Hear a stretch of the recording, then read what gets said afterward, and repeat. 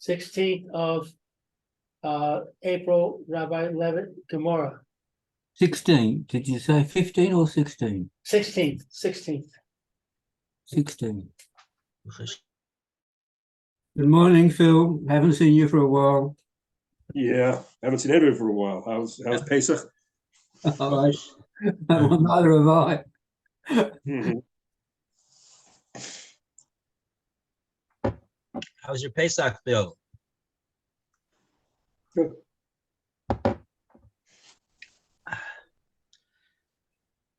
Baruch Hashem, okay.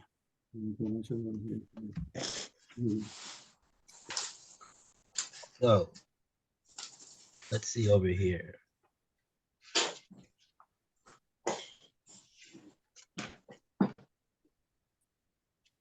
Hmm.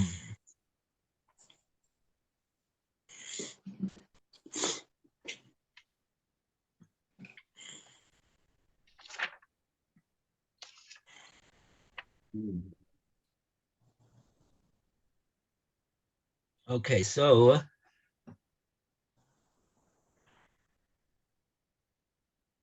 maybe we'll do a little bit of Chazara over here. Back to not too much Chazara, just to the beginning of the last section, which started on the bottom of. It's actually not on the bottom, towards the bottom, on 106b. The Amar of Chia bar Abba Amar Rabbi Yochanan Ton Tanas Ganav Ba'aveda.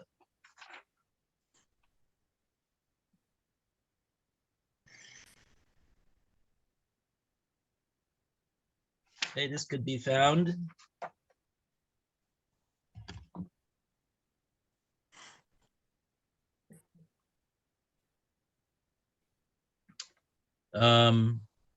First word in the line is Midas Chavero, which looks to be about 13 lines up from the bottom. 1, 2, 3, 4, 5, 6, 7, 8, 9, 10, 11, 12, 13. Yeah. The end of the line, it says, V'amar Reb Chia bar Abba, Amar Reb Yochanan, Ton Tanas Ganav, Ba'aveda. Okay. We call upon Roy to start off the reading of the Gemora. Gemora cites a related ruling of Reb Yochanan. Omar Rabbi Chaya, Abba Omar Rabbi Yochanan, and Reb Chaya Abba said in the name of Rav Yochanan, Ta'ain, Ta'anas, Ganav, Ba'avera, one who Aveda, not Avera. A lost object, not a sin. Not a sin. Ba'aveda. Avera. Aveda. Veda. Yeah. One who claims the claim of theft by a thief with respect to a lost article that he found and was safekeeping, when in fact he himself had stolen it. Mishalem Tashalume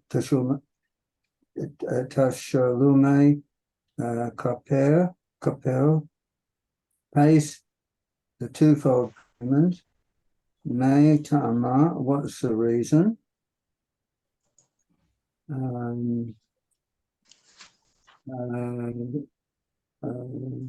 Dechsiv al kol avodah asher yoma, for it is written for any lost article about which he says, and this ruling is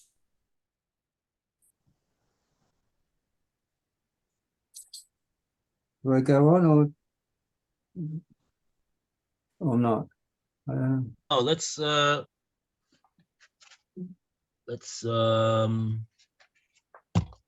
see, we don't have much Rashi over here.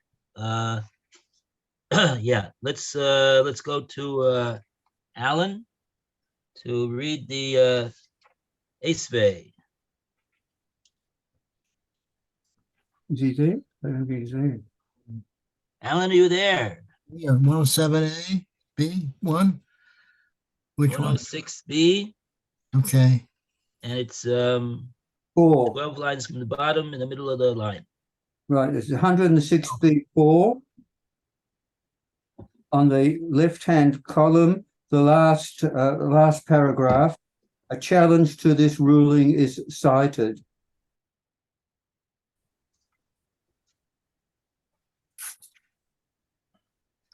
which page, you said?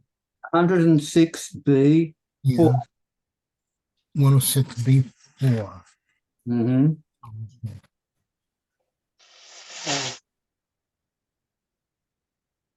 Okay, And the left-hand column, yeah. challenge to this ruling cited. The Okay. last paragraph. Challenge to this ruling cited. A say they Rabbi Abar Bar may more the Rabbi Chaya Bar Omar Rabbi Abba Bar Mamal challenge Rabbi Chia Bar Abba from the following brisa. Ki Yisain Ish, the verse states in the passage of the unpaid custodian, if a man shall give his fellow money or vessels to safeguard, ein nechinas koton belong. This teaches that the giving of a deposit by a minor is nothing, i.e. the laws stated in the passage regarding a custodian do not apply when a depositor is a minor. The Ein Li Eloah Shenason no Kashehu Koton Usa Voro Kishohu Koton. From here, however, I know that this only regarding a case where he gave the deposit as a minor and sued for it to be returned as a minor. Nasono Kashahu Koton Usa Ba'o Kashahu Godol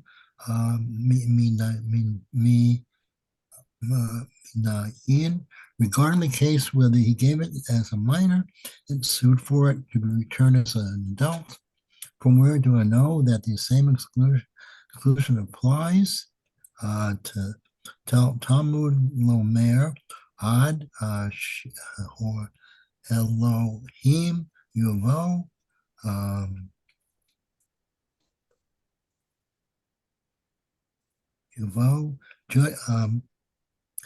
Therefore states to the judges, Deber Shenehem Ad Sheta Hey Sinor Usa Vior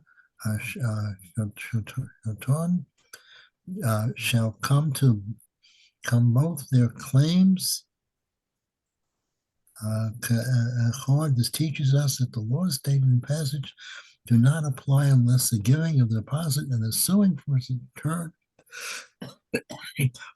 alike, both occurring during the depositor's adulthood. The in a saw. Now, if it's so, then even the finder of a lost article is liable to swear and is held liable in twofold payment if he claims theft and is discovered to have stolen by himself. to have nay, no me, be no don, then let a deposit given by a minor two be considered like a lost article. Okay, that's the question. Let's take a look at the Rashis over here. Start off with Dibur Maskil Al Kol Aveda. 4 lines, 4 narrow lines from where the wide lines start in the Rashi. I'll call Aveda, is that when you're starting? Yeah. We go there. Yishalem Shnayim, he has to pay double, he has to pay the kefil. So on every Aveda, he has to pay Shnayim. So it sounds like even in this case of an Aveda, he found it, he's going to have to pay Shnayim. Now, exactly what are we talking about over here? Ton Tanis Ganav, Aveda. The Gemora already spoke about this case of Ton Tanis Ganav. What's happening over here is that the person he didn't steal it from the house of the owner like a Ganav does, but he made a claim. He made a claim that that this item, which he has, that doesn't belong to him, but it's not something that he has in his possession because he stole it, but nevertheless, either in this case we're talking about he found it. So he has something in his possession, came into his hands, he found it. He's got a mitzvah of Hashavas Aveda at this point, but he didn't do that, and the owner of the item is claiming on him. What are you doing with my item? And he defends himself by saying, "Oh, it was stolen from me." Ton Tanis Ganav. So that's the case over here. And the din is, it says, Mishalem Tashlum Kefil. He's going to pay Kefil for this. Because, how so? Because we're going to bring witnesses that the witnesses say, no, he has the item that he found in his backyard. And so like that, Rabbi Yochanan says this guy's gonna have to pay kefil just like a regular ganav.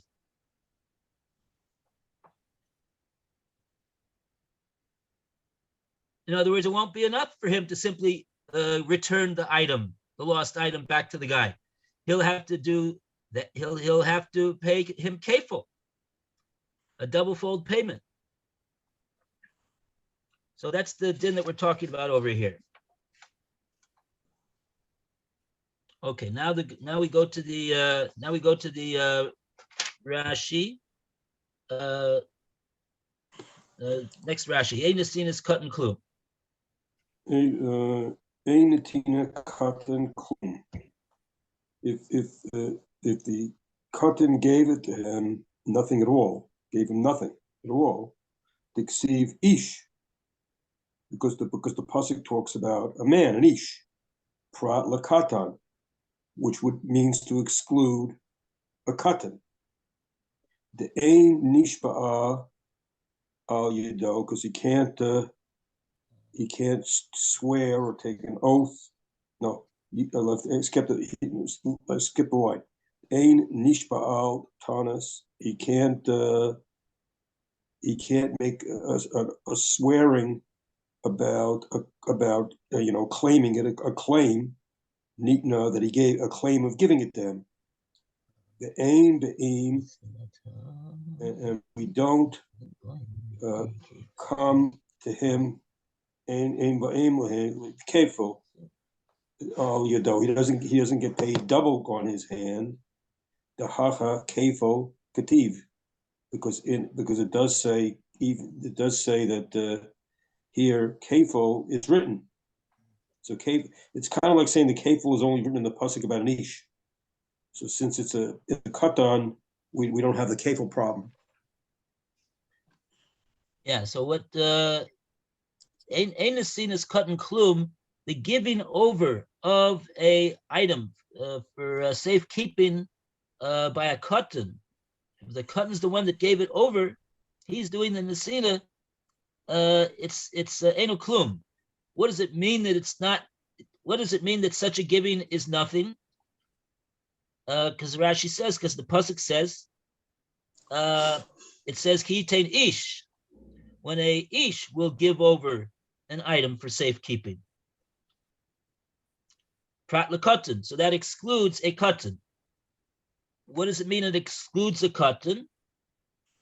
The ein nishboin al nesinas al tanas nesinato, because the one who received the item from the cotton, he cannot be forced to make a shvua against the cotton when the cotton makes a taina on him that the cotton says, I gave this item to you, give it back to me. Where is it? The ain boin lidei kefil, and accordingly, if he can't be forced, the custodian, to make a shvua against him, so then there's no gonna be no din of kefil in such a case for swearing falsely. Al yado, on the power of the cotton's giving over this item. The hacha kefo ksiv. Now Rashi says that over here in this pasuk it does write kefo. In other words, like Phil explained, the kefil that will be awarded, that the guy will be penalized, is only if the giving over of the item for safekeeping was given over by a gadol, by an ish. An ish can force the custodian to make a shvua against him to defend himself. And if he swears falsely, then that's going to be the din of kefil. But this katan, he doesn't have the ability to force a shvua on the custodian, so it won't have a din of kefil. So that's what we see here from this brisa.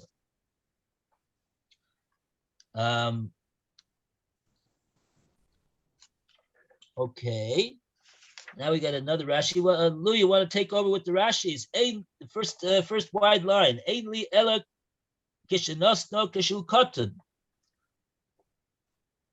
Unfortunately, I have a plumbing leak. I have a plumber coming any minute now, so I'm just going to listen. Okay, all right.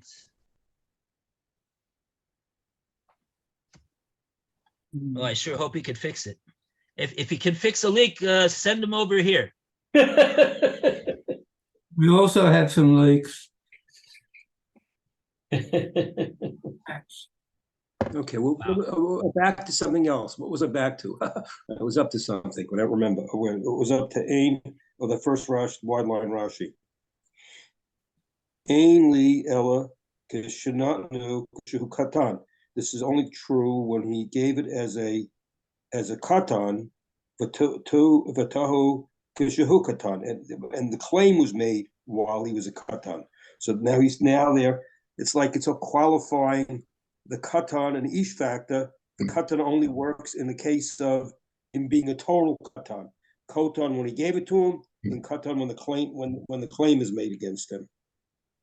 The equal of name there isn't to say the ha'ish, that there is to say that it has to that an ish ashta, that he's an ish now. A hashtakoi, right? It's good that this that he's an ish. It means right now that he's an ish. Right now, meaning at the time when he gave it over. The kai, and that's what we're going on. The hachikami, here's what it says: ki tain, when he gives it to him, mi shehu akshav, the one who he is now, ish, the one who now is a man. Bishat Ta'anat at the time. Oh, not like I said. Hashta means now that it's gotten to the point where he's making a claim on him in the Bezdin. He's making the claim now. Bishas Ta'anas at the time of the claim, Prat to exclude Lunatina at the time when he gave me Yeshua Dayan Katan, the one who's still a Katan. About Avi Akshad Ish, but if he's now considered a man, lo we don't exclude him. So this is now really saying that the exclusion only goes on a katan at the time of the claim as well as the time of the giving. Because if he's a if he was an ish, an adult at the time of the giving, that's not true. He's in a different category. You would have to pay kefil.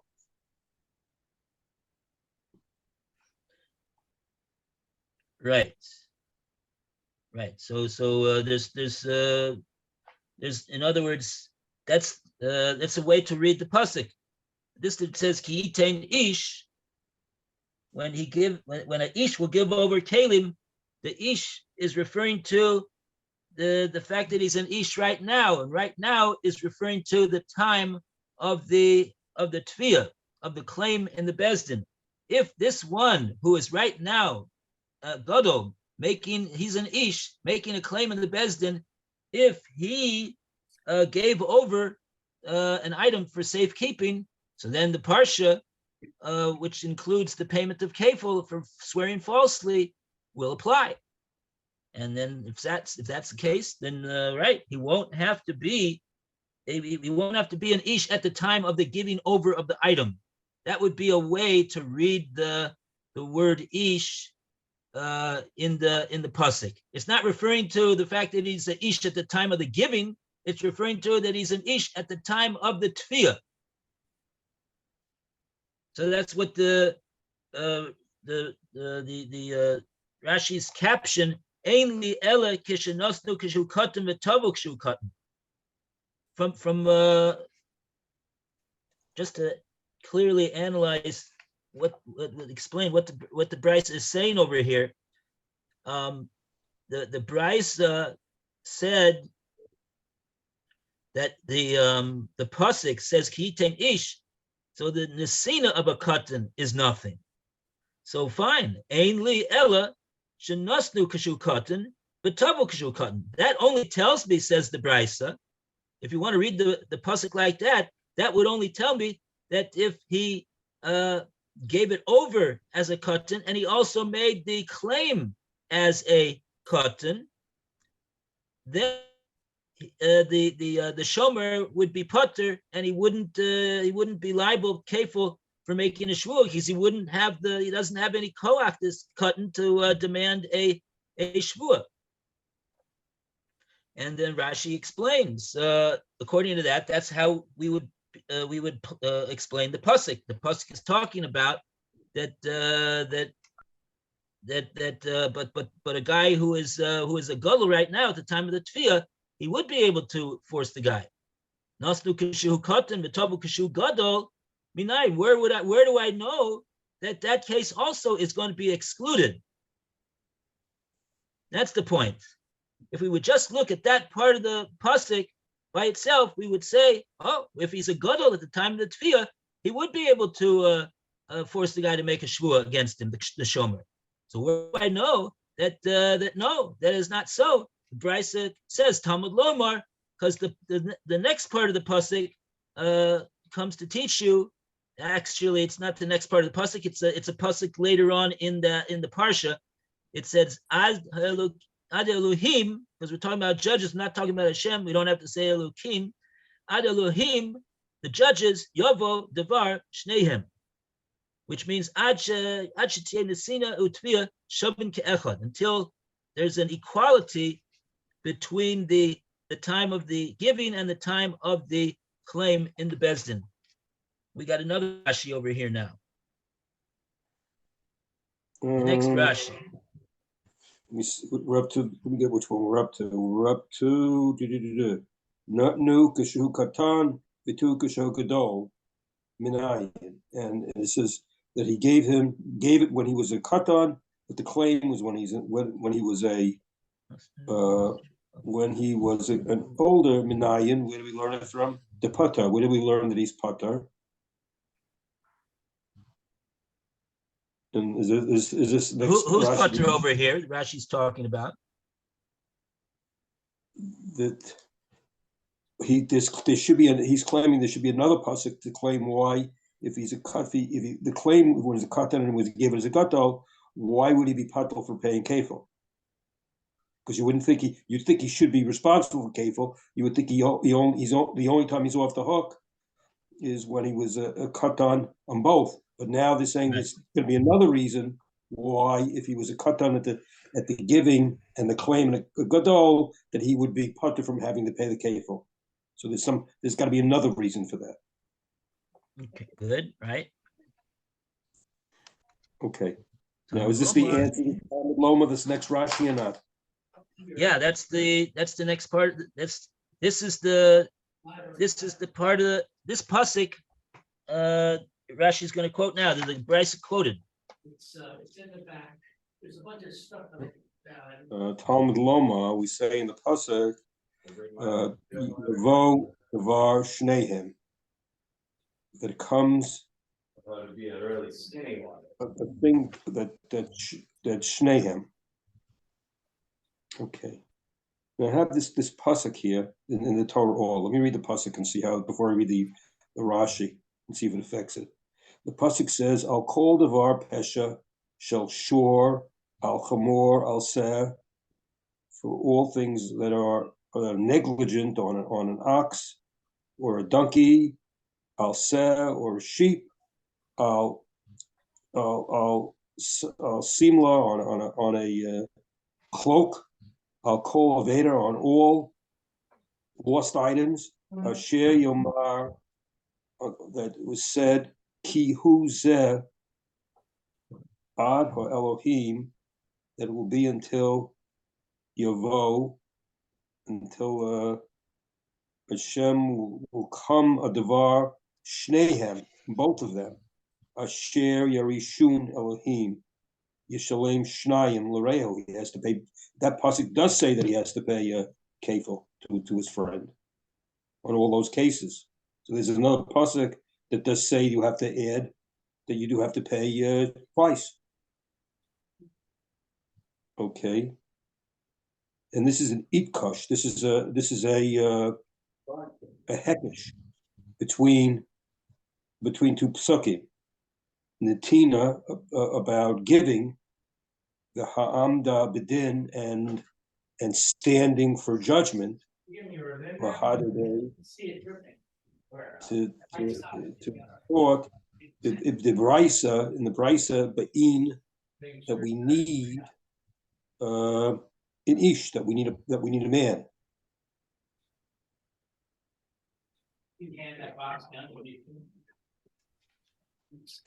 Okay, even though the pasuk doesn't say ish in it, they're somehow using this pasuk, which does say you have to pay in all those cases, and now we're using that.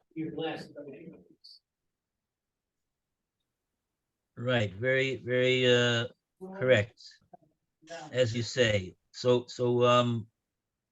in other words, yeah, it would be we don't have too much time, but the Kitzer, there's two parts of this. There's two. A hekesh is made up of the pasuk, which is in your Torah, or Sholem Os Aleph, Ki yitain ish el re'eu kesef. So over there we see in that pasuk that's talking about that there's an ish that's giving over the item for safekeeping, and actually it says in that pasuk as well, Yishalem Shnayim, he'll pay kefil, and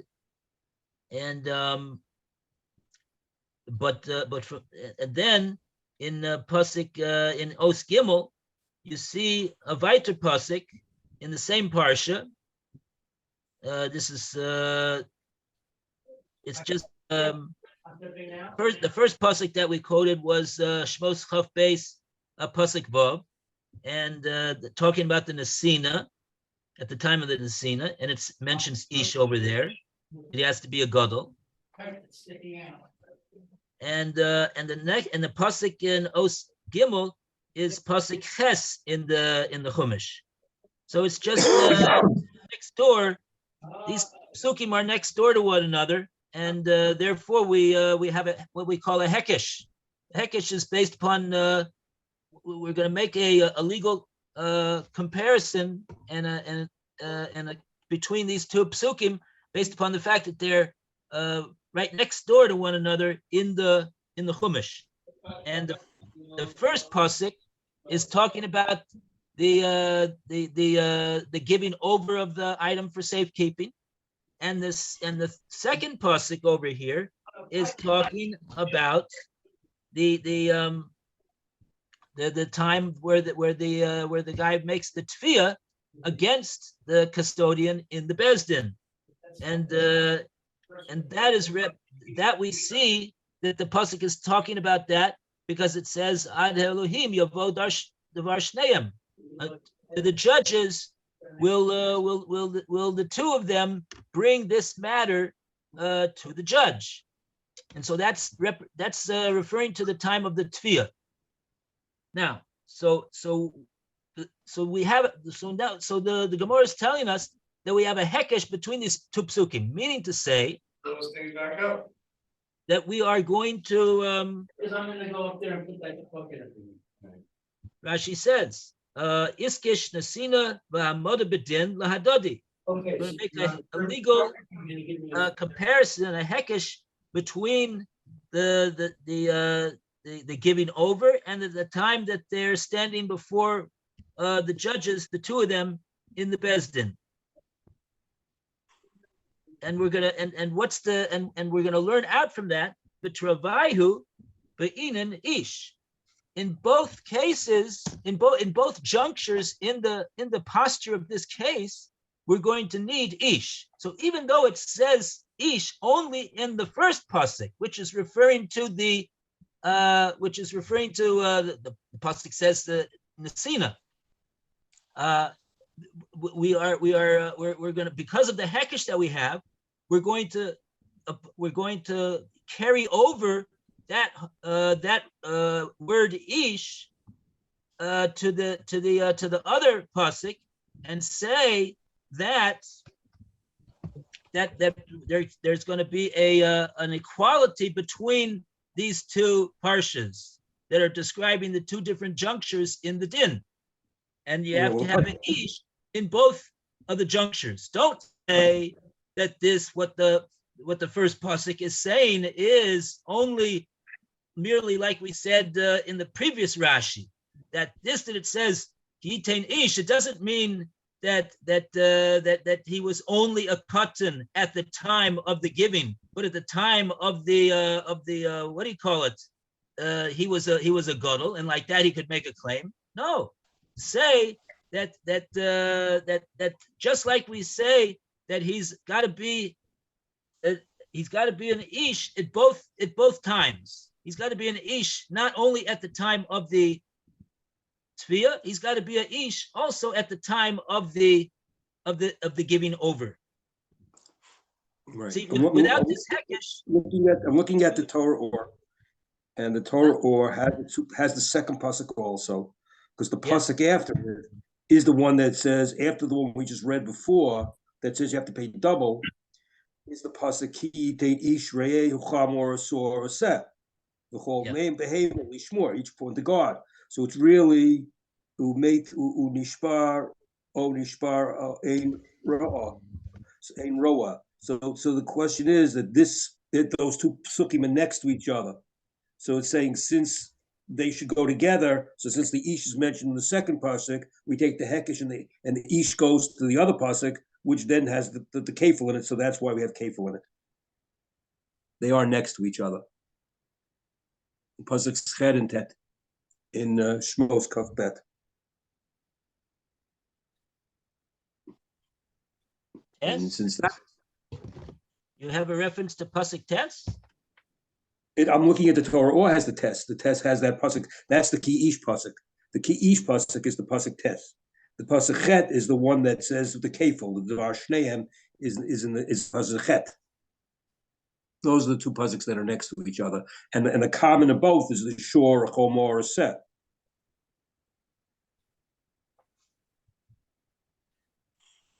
Well, I thought that the first pasuk yitain ish that the Brisa quotes is pasuk vav. That's the os aleph in the Torah or. Oh, so wait. The os aleph is the chet. Is in my page. The Torah or has the os. The chet is the first pasuk, and the tet is the pasuk base in this Torah or I'm looking at. Oh, really? I don't have test at all. That's a different Torah or. Wow.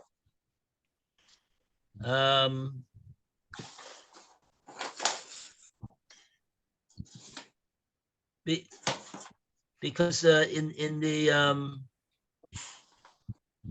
the pasuk that has the words in the brisa of the words in the brisa are ad Talmud Lomer ad Elohim yavar davar shneim. Those are the words from pasuk Ches, verse 8 in the Right. verse 8 in Shmos Chaf Beis, chapter 22. So we see over here that because based upon the fact that we have the hekesh, we're going to say that the ish that we see in the first pasuk, or whatever you want to call it, don't call it the first pasuk. If you got a different Torah, or I'll just say that the pasuk that says ish is the one that says ki yitain ish el re'eu, which is pasuk vav, verse 6 in the Chumash, Shmos Chaf Beis. So we're gonna because we got a hekesh, we're going to apply that ish that's in that pasuk over there, and say that we need ish at both junctures of this case. We got it, and therefore he needs to be an ish. Not only at the time of the Bezdin claim, but also at the time of the giving over.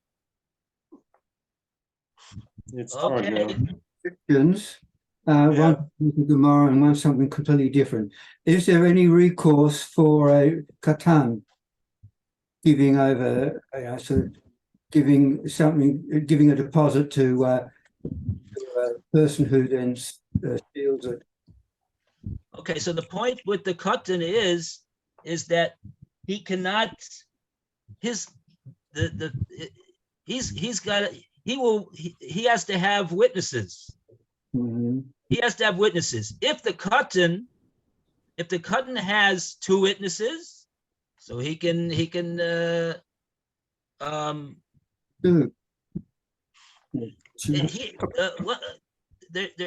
I'm thinking now there's actually two issues over here. If the katan has two witnesses, then he can get his object back or make the guy pay for it. But that's only Karen. Here the issue is kefil. How can a katan get this guy to pay kefil? So based upon his own claim, he cannot get the guy to pay kefil. Right. As a gadol could. A gadol can force the guy to make a shvua. And if the shvua is false, because we got witnesses that proved that it was false, he's going to end up paying kefil. But I think there's another way that a katan could get paid kefil, is that not based upon his claim, but if he brings one witness, and says that witness testifies that this guy has the thing, or he gave it to him, all he needs is one witness to say that witness who is a gadol, and he says, yes, this katan gave this item to this person for safekeeping. That will also force that custodian to make a shvua, Mhm. And based upon the principle of Shavuos 8 Echad, I think he would be able. He would have to. He would, for false shvua, he would have to pay kefil over there too. Okay, thanks. Now, second question is to do with thunder and lightning, which we probably won't see again for a long time. But I heard that you don't make a bracha on thunder if you first haven't seen the lightning. You have to see the lightning before you make the and hear the thunder before you can make the bracha on the thunder. I've not heard that before, but someone told me that. Okay, so it's a bit complicated. Yeah, I Take care. I have to go. Take care. okay, Phil. Bye, Phil. I'd to see you, Have a Phil. great day. Hey, See you, bye. Phil. Yeah. So the halacha of that is that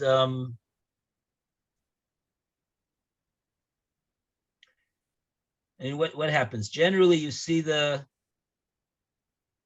You see some lightning and then you hear thunder. The lightning comes first. Right. lightning comes first.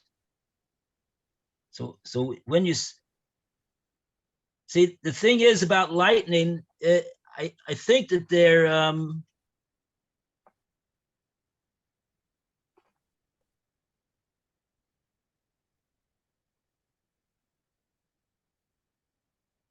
what do we do? We do we wait? What your question is again? Do you wait? Do you wait to hear the thunder, and without the thunder you don't make a bracha? That's what somebody told you? No, that you don't make, if you haven't seen the lightning, but you hear the thunder, you don't make the bracha on the thunder. You have No, to. that's not true. That's not true. You could make a bracha on the thunder alone without seeing the lightning. Right, okay. Yeah, you could, and the bracha is kochel gvrosu maliolam. Uh-huh. Another question would be, if you see the lightning and you hear the thunder, do you make two brachas? Yeah, that's what I'm not. There might be different views about that. Yeah, I had heard that you don't make two brachas. Yeah, Why would right. the two brachas that you would make would be one on lightning and one on thunder. So what bracha would you make? On the thunder, you make kochel gvroso, But yeah. and the Lightning, I think, is Maaseh Bereshis. yeah osamasa bereshis. Hmm. There is a little bit of a discussion over here in the art scroll, I believe, in the siddur about this. Okay. He gives you different blessings over here. Hmm. I don't have it with me at the moment.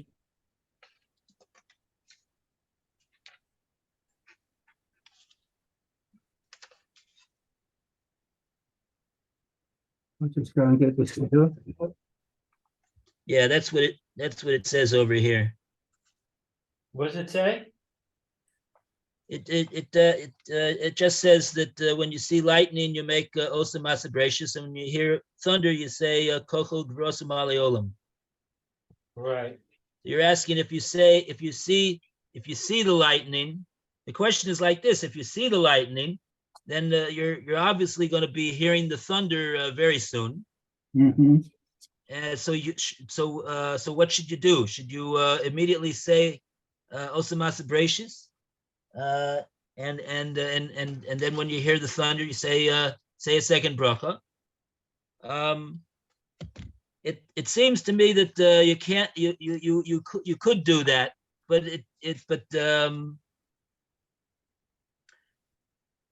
the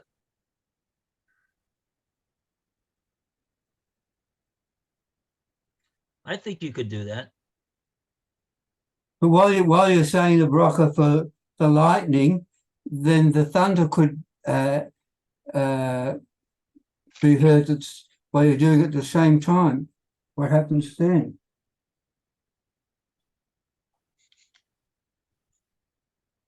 Well, you can, up to 2-3 seconds after the thunder. I mean, the thunder usually takes a little bit of time to rumble, and by the time you finish it's possible to finish the bracha on the lightning and then say the bracha on the thunder. If you, if you know the brachas Baal Peh, you could do that. If you have to go to the bookcase and get a sitter or something like that, then by the time you do that, you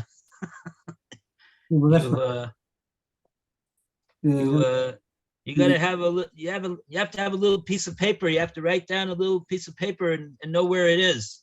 And the next time that the next time it comes, you'll be prepared. But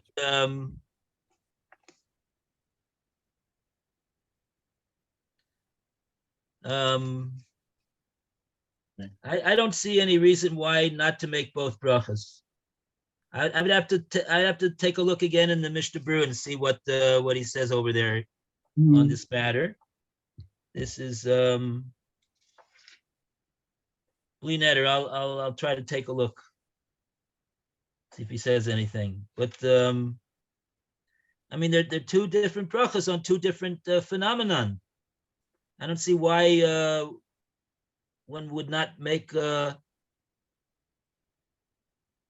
one would not be able to make a separate bracha on each one. Well, you could argue against that, Rabbi. You could say it's really one thing. It's one phenomenon. It has two. It produces two things. It produces the light and it produces the sound, but it's the same event. But you can still hear thunder without any lightning having occurred. Right, and you could certainly make the bracha on the thunder, even though you didn't see the lightning. Mm-hmm. Also, in other words, you're saying that even though in a scientific sense, it's really one event, but in a halachic sense, they are two events that have two different brachas, right? Right. I don't even think in science it's one event. You don't think it's one event? No. I think in all cases... Is there such a thing as lightning without thunder, according to science? I don't know. I don't think so. I mean, you have an electric discharge, and that produces two things. It produces light and it produces sound. Mm-hmm. Even to the point where they say that when you see the lightning, if you count the number of seconds before you hear the thunder, you can then calculate how far away the event happened.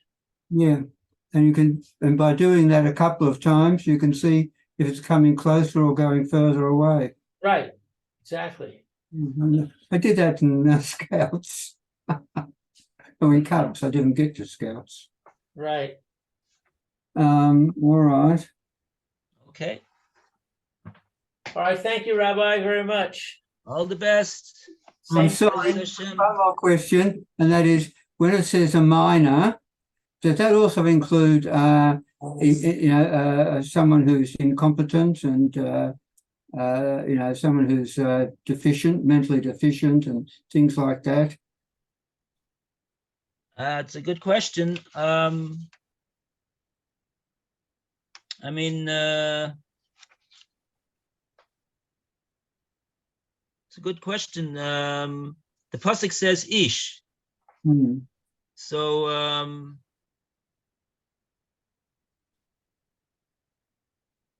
and the Gemora says ish excludes a katan, somebody who's underage.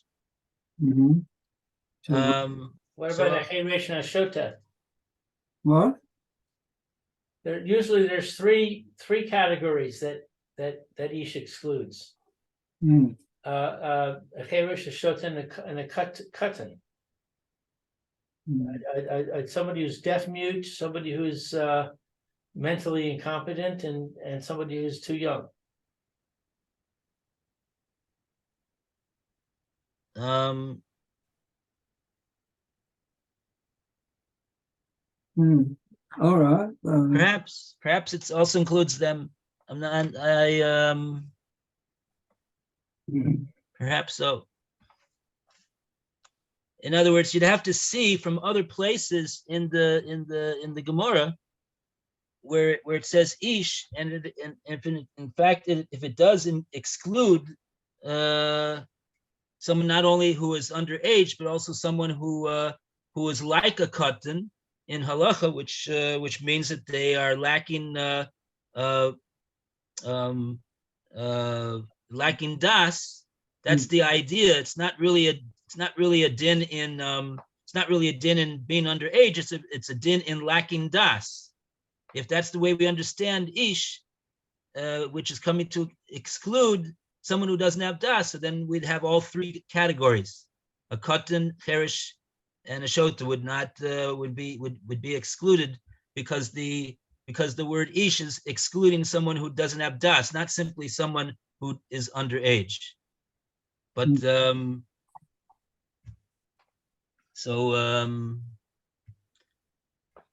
yeah, I don't recall whether ish always comes to exclude someone who has no das, or whether it's only coming to exclude someone who is underage. I don't recall, but I do. But you are right that generally these three they go together, because that's their common denominator, is that they don't halachically they're not all of them are not regarded as having das. Okay, thank you.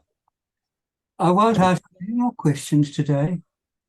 I have an unrelated question, and that is, you guys both commented about the plumber.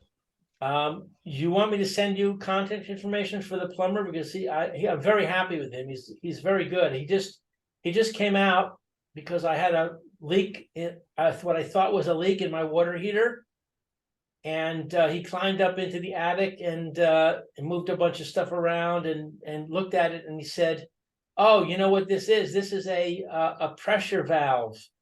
If your water heater gets very hot and the pressure builds up, it releases the pressure, and the leak you saw was not a leak. It was just some water dripping because of the pressure. Mhm. So there's nothing to do Wow. about it except maybe put a bucket underneath it." Wow. So I said, "Okay, great. Well, thank you for coming out. And how much do I owe you?" And he said, "No, I'm not going to charge you anything because I didn't do anything." Is this the same one that What? you You is ever that- heard of that? yes, yes. I never heard that. No. I think he's the one you told us about before, isn't it? Yeah, I've used him before to fix a problem with the sewage tank. Yeah. And when Okay. he crawled into the sewage tank and got himself all dirty, and he fixed the problem. He's very good. He's very professional, very competent. And he'd fixed up leaking taps inside. It's not beneath him. I'm sorry, what? It's not beneath him to fix up a leaking tap. No, nothing's beneath him. He's very accommodating. Okay, if you don't mind sending us again the number. I think we've got it, but I've got it confused with a whole lot of other numbers.